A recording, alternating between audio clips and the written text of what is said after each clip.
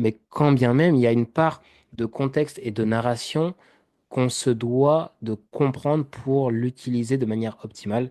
Et c'est là où je dis, aujourd'hui, avec l'expérience que j'ai, je suis plus d'avis à me dire, OK, l'ADR, il est cool si il concorde comme tu le fais avec un standard deviation, si il concorde avec un objectif que je vois qu'il va être atteint ou dépassé.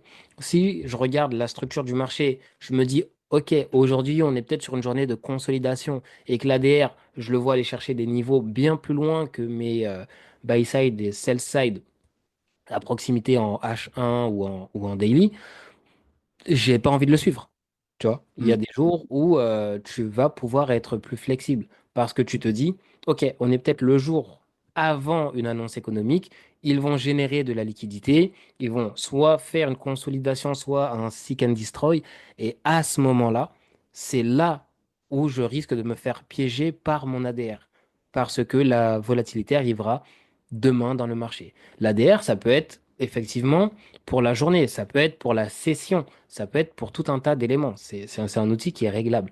Mais quand bien même, il y a une part de contexte et de narration qu'on se doit de comprendre pour l'utiliser de manière optimale. Cette part de narration que je ne connaissais pas au moment où je m'en servais. Je m'en servais uniquement comme d'un ah bah je vais avoir une manière facile de mettre mes TP. Et finalement, j'attendais peut-être un retournement, j'allais prendre de l'achat. Et en fait, non, il allait tomber, il allait tomber, il allait tomber. Il allait toucher son ADR de vente, puisque forcément l'ADR se met dans les deux sens. Il allait toucher Ouais. son ADR baissier en premier et ne jamais remonter jusqu'au haussier, par exemple. C'est des choses qui allaient arriver et qui allaient me frustrer. Et ça, c'est quelque chose de réel.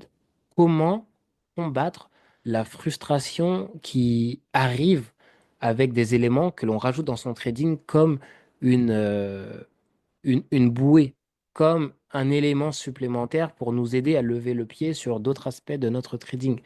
Eh bien, dès que ça marche pas, frustration, et au bout de quelques frustrations, on a tendance à se dire, bah, tu sais quoi, peut-être que je devrais le retirer.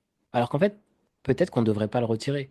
On devrait juste apprendre à mieux s'en servir, à moins s'appuyer dessus, mais le garder sur nos graphiques.